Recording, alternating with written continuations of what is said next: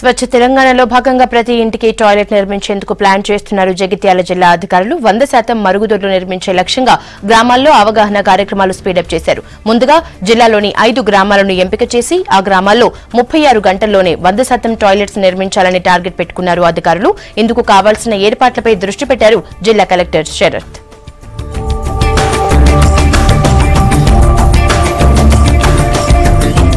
కొత్త జిల్లాలు ఏర్పడిన తర్వాత ప్రభుత్వం ప్రజల దగ్గరికి గ్రామం దగ్గరికి చేరాలనే లక్ష్యంతో సుమారు 60,000 మురుగుదొడ్లు మన జిల్లాకు కట్టవలసి ఉన్నాయి.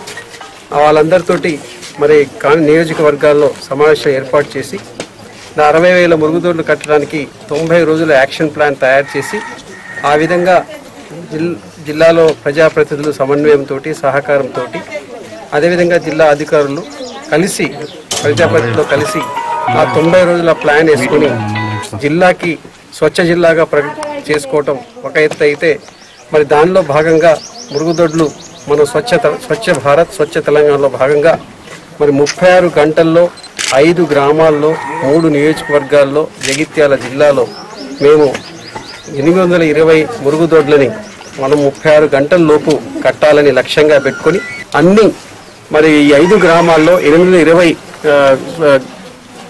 మురుగుదొడ్లు 36 గంటల లోపు